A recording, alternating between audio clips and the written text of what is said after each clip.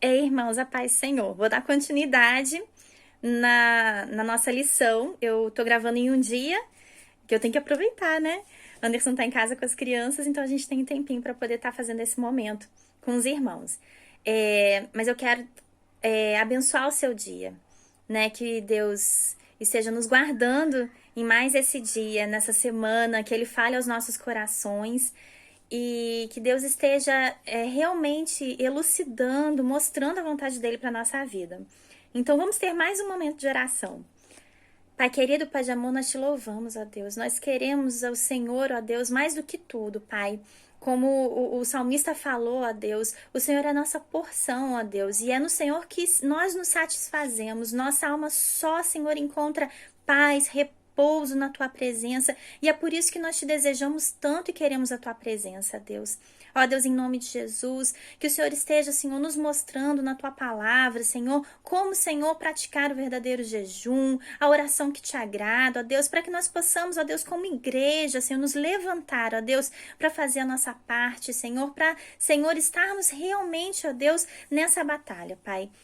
Nós te pedimos, ó Deus, em especial por este momento que o Brasil está passando, tenha misericórdia de nós, ó Deus, não só o Brasil, mas o mundo inteiro, ó Deus, que o teu Espírito Santo, ó Deus, venha, Senhor, em socorro, ó Deus, acabando com essa pandemia, com essa doença, extirpando esse mal do nosso meio, ó Pai, em nome de Jesus, que o Senhor esteja, Senhor, nos dando teus livramentos, ó Deus, a tua salvação, ó Deus, só o Senhor pode, ó Deus, e basta uma palavra tua, Senhor, e todo esse mal pode acabar, ó Deus, por isso nós clamamos a Ti, o único poderoso, Senhor, para fazer, ó Deus, este mal acabar. Vem, Senhor, esteja conosco, Deus, trazendo a certeza, Pai, que o Senhor é soberano, o Senhor está no controle de tudo, e mesmo as vidas que já se perderam, ó Deus, que o Senhor, ó Deus, sabe, Senhor, e a tua vontade é boa, perfeita e agradável. Consola todos que precisam do teu consolo, ó Deus.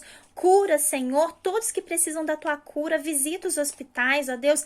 E não só pela pandemia, mas por outras doenças, ó Deus. Mas te clamamos principalmente por essa pandemia, Pai, para que não assole, Senhor, o nosso país, não assole o nosso mundo, mas que nos traga para perto de ti, ó Deus, e que tenha um fim. É o que nós te pedimos em nome de Jesus. Amém, Deus. Amém. Bom, continuando nosso estudo, nós nos referimos antes sobre os perigos do jejum. Aí você pensa, tem perigo? Tem, assim como toda prática que se torna rotineira ou que não é feita sob os princípios bíblicos, a gente pode incorrer em alguns erros, né? Então a gente vai ver um pouquinho sobre eles. Então, vamos no primeiro ponto, relembrando, né? Jejum não é só privação do alimento. A gente deve se entregar a Jesus em oração. A palavra de Deus diz que todos os nossos pedidos, eles devem ser conhecidos de Deus. Todos, né? A palavra de Deus também diz que a gente deve levar ao Senhor toda a nossa ansiedade, tudo que assola o nosso coração, tudo que nos machuca, que aflige a nossa alma, a gente deve levar. Ela fala, né? Pedi, dar-se-vos-á, batei, abrir-se-vos-á. Fala da busca em oração. E o jejum, ele está associado à oração. A gente não se priva do alimento e simplesmente se priva do alimento deixando para Deus que lê os nossos corações, os nossos pensamentos, que Ele faça daquele momento que Ele quiser. Ele pode fazer isso? Sim, Ele pode fazer isso. Mas se nós temos um propósito, se nós temos um motivo, então esse motivo, esse propósito, ele deve ser conhecido. E é no momento do jejum também que ele deve ser conhecido. Então, enquanto eu estou fazendo jejum, uma parte do dia, naquela parte do dia, eu vou me retirar para um momento de oração, para que aquele momento seja o meu momento de culto, de adoração ao Senhor, e o momento que eu vou relembrar o porquê que eu estou me privando dos alimentos, né? Então, nós estamos fazendo jejum por causa dessa pandemia, para que Deus traga salvação, livramento. E é um dos motivos bíblicos a respeito do jejum, que a gente vai chegar lá, né? Os motivos do jejum. E creio que muitos também acrescentaram a esse pedido algum pedido pessoal seu, né? Seja livramento para sua família, seja alguma outra situação que durante esse período aconteceu e que você precisou se achegar mais a Deus para que Deus resolva, porque o jejum é o entendimento que nós temos de que nós sem Deus não somos nada e que há coisas que a gente realmente não pode fazer. que só o Senhor pode intervir, né? Então, se ele não estiver associado com a oração, com a conversa com Deus, esse momento pode se perder. Por isso que a gente fala de perigo do jejum, né? E daí entra no jejum de dieta. É muito legal emagrecer? É muito legal emagrecer, é verdade. Mas não é esse o propósito do jejum. O verdadeiro propósito do jejum é o quê? Justamente estar com Deus. E o estar com Deus é um culto. E o culto, ele é recheado de adoração, de oração, né? De súplica, de clamor, que é o que a gente vai ver quando a gente entrar sobre a oração, né? Então, a gente, esse momento de jejum tem que estar extremamente associado com oração. Outro perigo da oração, né? É um perigo que a gente não pode deixar acontecer, é o que o texto de Mateus 6 fala, né? A gente não pode deixar que um momento de jejum se torne um momento de hipocrisia. O que é hipocrisia? Né? Você falar que está fazendo alguma coisa, mas no seu coração aquilo não é verdadeiro. Né? Então, a gente não pode dizer que nós estamos jejuando a Deus, pedindo que nós estamos juntos, ligados com a igreja, fazendo, se na verdade a única coisa que eu quero é que os outros vejam que eu que eu estou jejuando, mas na verdade o meu jejum não sai do meu coração, né? É uma fachada, é externo. Tem um texto lá em Lucas 18 que vale a pena a gente dar uma olhadinha. Então, vamos ver aqui rapidinho, Lucas 18. Olha, Lucas 18, 12.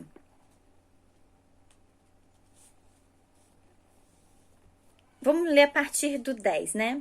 Ó, 2 homens foram ao templo para orar. Um era fariseu e o outro cobrador de impostos.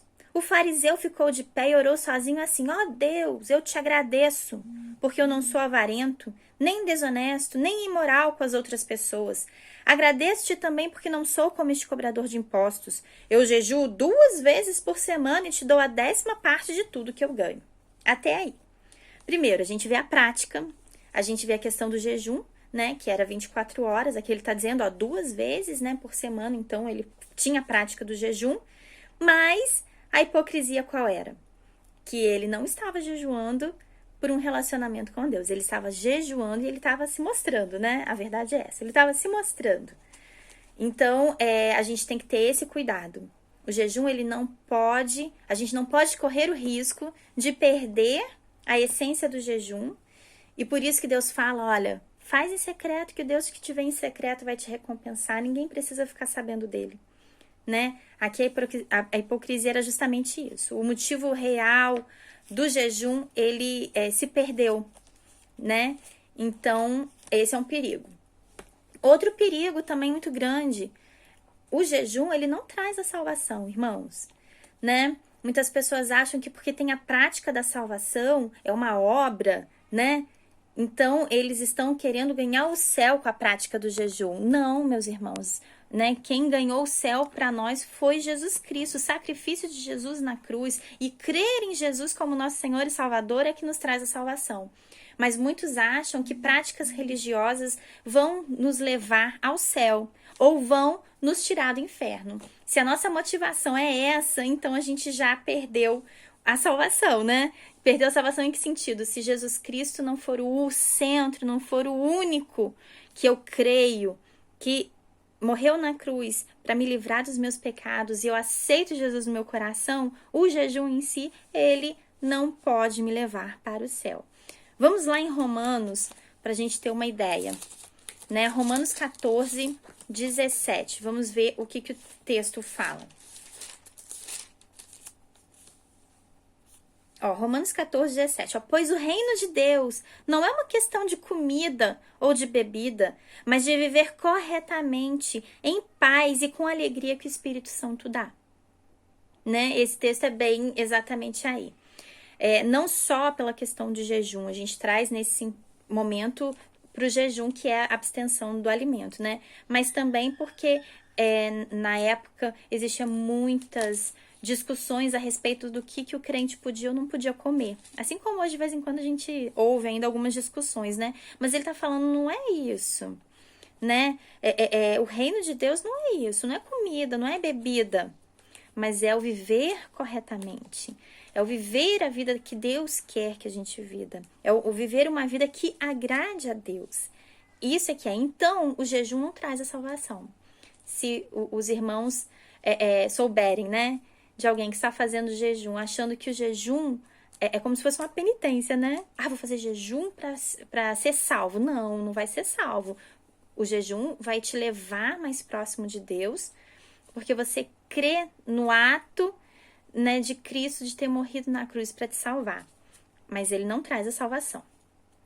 O que também pode acontecer, né? A motivação errada, né? O jejum, ele não pode ter motivação errada. As motivações, elas devem ser bíblicas. E a Bíblia nos mostra a respeito disso. É o que a gente vai, né, falar a respeito das motivações do jejum, né? Então, ter a motivação errada faz com que o jejum se torne errado, né? O jejum não é sacrifício, essa é uma motivação errada também. A gente não se autoflagela para agradar a Deus, não é isso que Deus espera de nós. E é esse que é o texto que em que em Isaías a gente vê. Vamos ver lá em Isaías 58, né? Ele fala assim, olha, o Senhor diz: grite com toda a força, sem parar, grite alto como se fosse trombeta, anuncie ao meu povo, os descendentes de Jacó, os seus pecados e as suas maldades. De fato, eles me adoram todos os dias e dizem que querem saber qual é a minha vontade, como se fossem um povo que faz o que é direito e que não desobedece às minhas leis. Pedem que eu lhe dê leis justas e estão sempre prontos para me adorar. O pensamento que o povo tinha, né? Eles tinham um pensamento errado a respeito deles mesmos, né? Eles achavam que eram corretos, mas na verdade a vida deles não era correta. E daí entra no verso 3, ó, o povo pergunta a Deus: que adianta jejuar se tu nem notas? Por que passar fome se não te importas com isso? E o Senhor responde: a verdade é que nos dias de jejum vocês cuidam dos seus negócios e exploram os seus empregados. Vocês passam os dias de jejum discutindo e brigando e chegam até a bater uns nos outros. Será que vocês pensam que quando jejuam assim eu vou ouvir as suas orações? Olha que tremendo, né? Deus está falando, olha, a atitude do coração de vocês está errada, porque jejum não é isso. Se você não muda a sua vida, se a sua vida não é íntegra, não é moralmente correta aos olhos de Deus, então esse jejum tá errado, a não ser que o jejum seja para mudar isso. Mas se não é para mudar isso, então esse jejum não está correto. E daí o verso 5, vamos lá. O que é que eu quero que vocês façam nos dias de jejum? Será que desejo que passem fome? Não é sacrifício. Que se curvem como um bambu, que vistam roupa feita de pano grosseiro e deitem em cima de cinzas? É isso que vocês acham do jejum? Acham que um dia de jejum assim me agrada? Não. Verso 6, não é esse o jejum que eu quero que soltem aqueles que foram presos injustamente, que tirem de cima deles o peso que os faz sofrer, que ponham em liberdade os que estão sendo oprimidos, que acabem com todo tipo de escravidão. O jejum que me agrada é que vocês repartam a sua comida com os famintos, que recebam em casa os pobres que estão desabrigados, que deem roupas aos que não têm, que nunca deixem de socorrer os seus parentes. Então, a luz da minha salvação brilhará como o sol e logo vocês todos ficarão curados. O seu Salvador os guiará e a presença do Senhor Deus os protegerá por todos os lados. Quando vocês gritarem pedindo socorro, eu os atenderei. Pedirão a minha ajuda e eu direi: eu estou aqui. Se acabarem com todo tipo de exploração, com todas as ameaças e xingamentos, se derem de comer aos famintos e socorrerem os necessitados, a luz da minha salvação brilhará, e a escuridão em que vocês vivem ficará igual à luz do meio-dia. E ali ele continua a palavra, mas que tremenda a palavra do Senhor, né? Acontece que daí entra um outro perigo, né? Que está justamente aqui. Muitas pessoas deixaram de jejuar porque elas entenderam assim, então se não adianta, se não é sacrifício, então eu vou ter uma vida moral correta, que é o que mais agrada a Deus, e vou deixar o jejum de lado, né? Mas não é necessário. A gente não deve deixar o jejum, justamente porque o jejum não diz respeito só à nossa vida, diz respeito à união do povo de Deus também, a nossa responsabilidade como povo de Deus para a gente se levantar, né, pedindo auxílio do Senhor. Então, aí é um outro perigo. a gente ter um pensamento egoísta a respeito do jejum. Então, eu tenho uma vida correta, eu sigo os princípios, eu faço tudo isso que Isaías falou, né? Que Deus falou pro povo, olha, eu não exploro ninguém, eu liberto, eu cuido bem, eu trato meus parentes muito bem, cuido deles, né? Eu não xingo, eu dou comida, eu sou um crente assim que faça a vontade do Senhor. Então, eu não preciso ter o sacrifício do jejum, né? Não, você precisa ainda continuar a prática do jejum. Porque a prática do jejum é um chamado. É um chamado e a gente vê o povo de Deus jejuando por vários motivos que não são motivos só pessoais. Então, quando você deixa de ter a prática do jejum, batalhando juntamente com o povo de Deus, também existe um erro nesse pensamento. Né? O jejum, ele deve ser feito. Se a sua vida tá legal, meu irmão, se tá tudo bem, se você segue os princípios de Deus, se você está agindo corretamente, de acordo com a palavra, né? Se você tenta ser um servo fiel em todas as coisas, mas acha que o jejum, que você não deve fazer o jejum porque você faz mais, ou faz outras coisas, né, que agradam a Deus, então esse é um pensamento que também não é correto. Você deve se unir ao povo de Deus para lutar a favor, né, daquilo que o Senhor colocou no coração dos nossos líderes e de vários líderes ao redor do mundo a respeito de clamar ao Senhor por livramento, que é um dos motivos e que a gente vai deixar para o próximo dia. Mas mais uma coisa só para a gente terminar esse ponto dos perigos do jejum é achar que o jejum é espiritualidade e querer trazer comparação.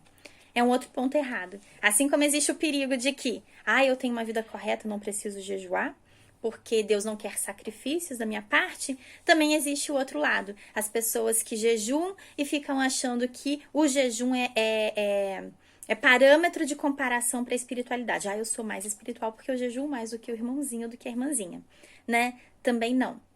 É o Senhor que te vê em secreto, por isso que a gente não fala para ninguém, né? O Senhor que te vê em secreto, esse Deus te recompensará. E se a gente trouxer esse parâmetro, né? Já diziam que a comparação é o ladrão da alegria, né? A gente não deve se comparar.